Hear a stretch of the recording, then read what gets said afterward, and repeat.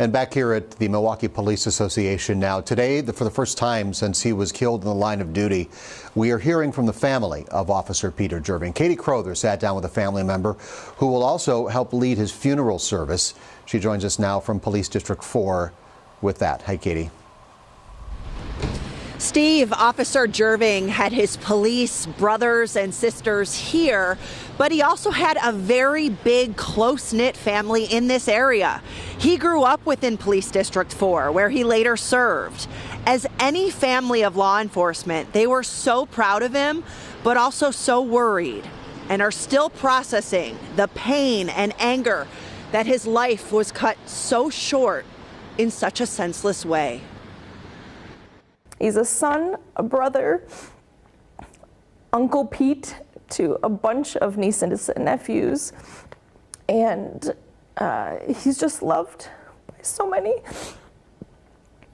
Alexis Twido and Peter Jerving became close friends and family nearly 20 years ago when her brother married one of his sisters. He helped people feel like family, like people became family. He wore his heart on his sleeve, and so there were never too many people in his circle, and that's why you're seeing a lot of people coming forward and sharing about him as friends, because that's how he made people feel. Peter's parents and 6 siblings are entrusting Alexis to share their message at this difficult time.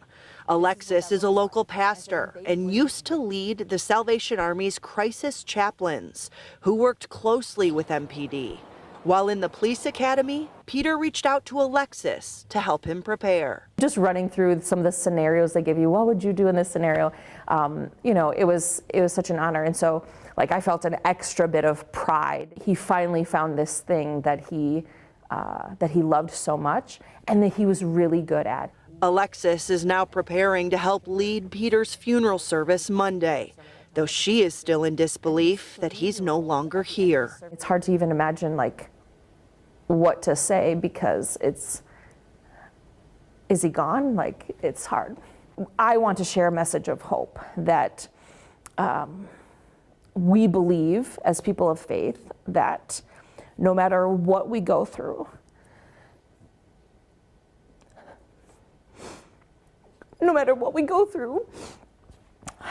we're not alone.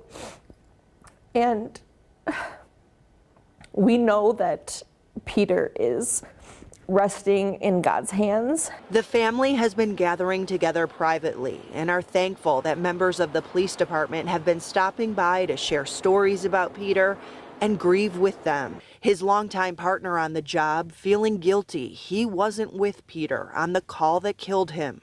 They were both training new officers. Deep sadness and tears only mean that there was deep love, and there's nothing to be ashamed of about that. As those who knew him best and strangers touched by his death and thankful for his service navigate this grief, Alexis reminds us what Peter would want.